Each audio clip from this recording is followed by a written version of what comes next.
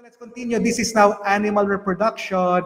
And ano yung kailangan natin malaman dito? So just like in the plants, just like in the microorganism, we'll be looking at the asexual mode of reproduction and the sexual mode of reproduction. So for the module 3.1, our objectives would be threefold. Number one is to identify and describe asexual and sexual modes of animal reproduction. Kaya ito class, very interesting talaga kung paano ang ways by which the animals are able to do that.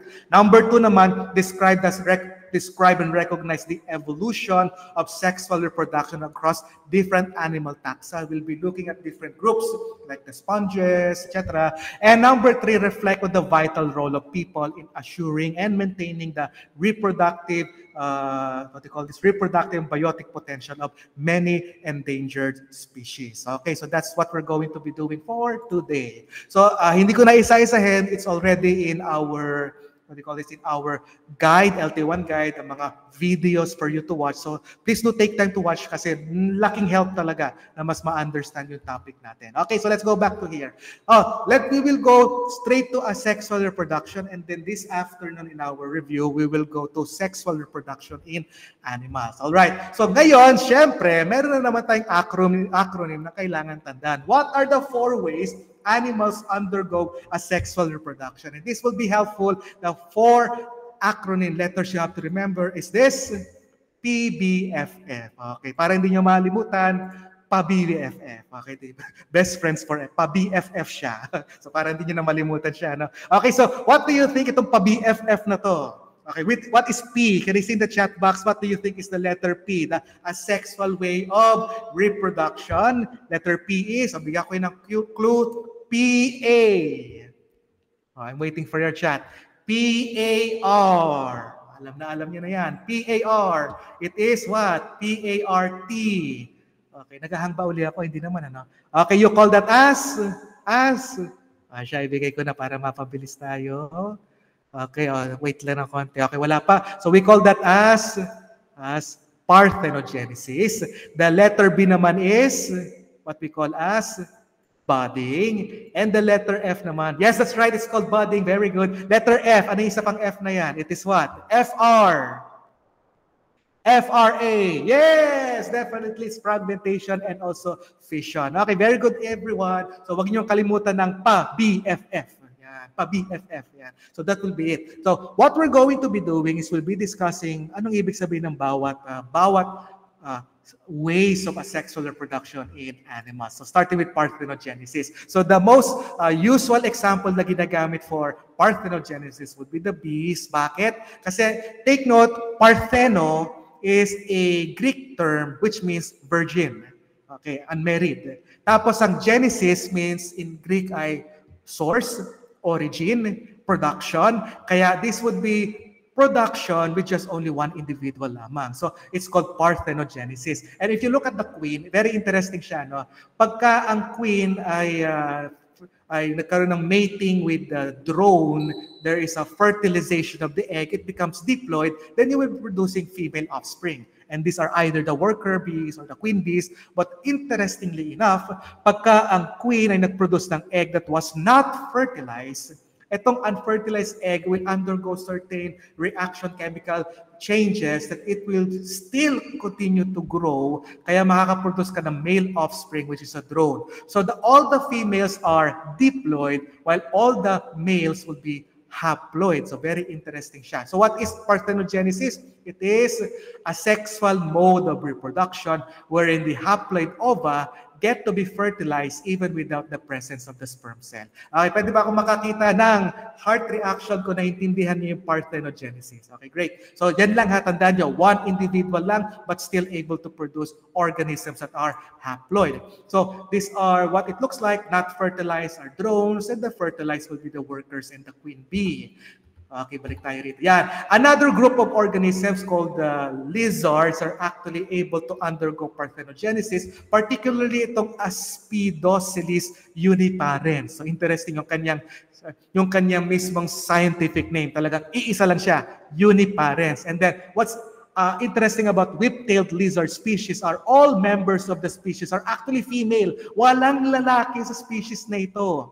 and they undergo pseudo-copulation. Behavioral lang siya na type of copulation, courtship, and sexual behavior. Pero wala nangyayari na talaga. Wala nangyayaring any kind of sexual reproduction. Kasi this is actually parthenogenesis lang. Panay, babae lang sila. Okay, so that's interesting. Also now, we'll be looking at other forms of parthenogenesis. Let's just compare. Ang sexual reproduction, two haploid cell fertilizing together to form a diploid zygote. So you know that already. Tapos yung katatapos ko lang i-discuss, the haploid parthenogenesis, like the what do you call this, like the bees, you have the cell undergoing meiosis, kaya yung oocyte, egg cell, end siya, haploid, and then the haploid cell undergoes division to produce the haploid zygote, kaya nakaka-develop siya into haploid individual. So that's already familiar. Ito yung special, diploid parthenogenesis. Interesting.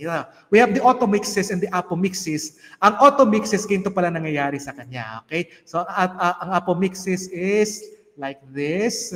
You have meiosis, tapos you have the haploid oocyte, and then ito yung interesting. Either nag-duplicate yung chromosome or nag-fuse together with another haploid oocyte. Pero ang result nito, diploid zygote. So, para siyang, mukha siyang sexual reproduction kasi diploid zygote, pero ibang style.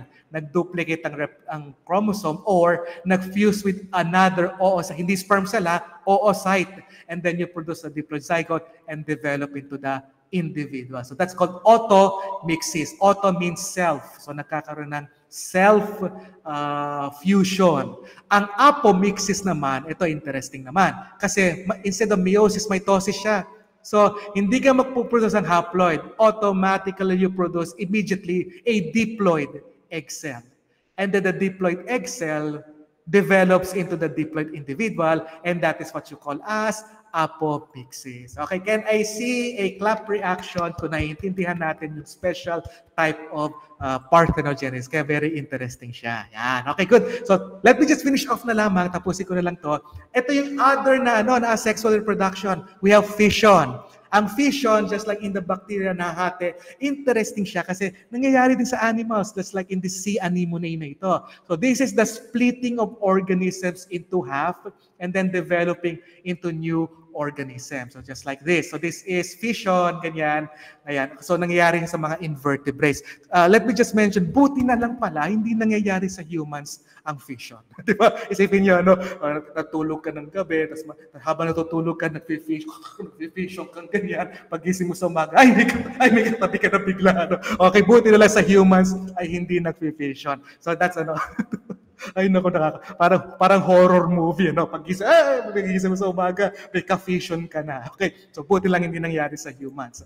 All right, another asexual mode of reproduction in animals, budding. So nagkakaroon ka ng bud. Kung ang flowers na may bud, ito naman mga invertebrates ito, nagbabud din. So individuals can grow an extension or an outgrowth that eventually detaches. So just like this one.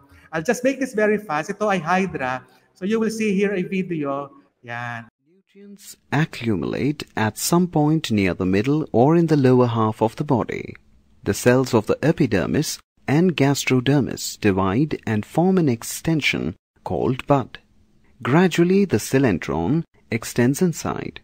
Tentacles also appear as protrusions in the center of which the mouth develops. Once the bud attains a certain size, a constriction arises at its base, and the little hydra starts feeding. Eventually, the bud pinches off from the parent. It is said that the bud may help in separation by holding on to an object with its tentacles and then pulling itself away from the parent. Yan, so hindi ko natapusin siya. Okay, can I see a thumbs up if you're able to watch the video na yan at naintindihan natin? Okay. Everyone, yan, okay, very good. So medyo naghangla ako ng konti. Okay, good. So ganun yung now another thought pala, another thought. Buti na lang pala ang humans ay hindi nag-undergo ng budding, di ba? Isipin niyo, bigla na lang, may ko, may lumilitaw na panibagong ulo dito. So, pagising nyo sa umaga, ay, nagulat ka, meron dito, may nag-good morning, may nag-good morning sa tabihan mo. So, buti na lang ang human sa hindi nagbabading. Okay, so I hope you appreciate that. So, it only happens in invertebrates. Okay, can you say a thumbs up kung na-guess yung part na yan? Yes, okay, good. So, last but not, buti na lang humans don't undergo budding. Last but not the least is the fragmentation. Pag naputo lang isang part, that small part grows into another individual. Just like as you can see here, itong starfish na ito. So this is the process that broken parts of an organism can grow into a new individual. Ayan, so nag-grow siya. Ano? Let me just show you very briefly itong video of a starfish. Less than 1 minute lang to. So here's the starfish. You cut the starfish and the part will grow. Yan. And now you appreciate the fragmentation. So itong original na starfish actually regenerates. So regeneration ang tawag sa kanya. But the arm, fragmentation naman ang tawag sa kanya, producing another individual. And as we end, again, buti na lang ang human sa hindi nag-under fragmentation. Paano kung, kunwari, natanggal yung hair mo dyan. Tapos may tumubong bagong ikaw. Okay. Naalala ko bigla, kasi yung elementary, meron akong classmate, agriculture yon. So, meron akong ginagamit na cutter, tapos napuputol-putol kami ng mga plants, ganyan. Tapos, really, unfortunately, hindi siya naging maingat. Nahiwa niya sarili niya.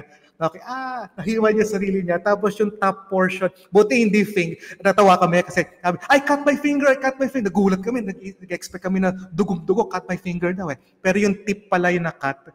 Yung yung pinaka yung tip lang yung yung dito lamang. So buti na lang medyo hindi naman dumugo talaga pero natapyasan ng konti, okay. So medyo buti na lang ganun lang nangyari. Now imagine natapyas yung konti. Kinabukasan pagbalik mo sa school, hello, good morning. May bago na naman ikaw. Okay, so buti na lang hindi nangyayari sa humans. Okay, I'll end here. Thank you very much everyone.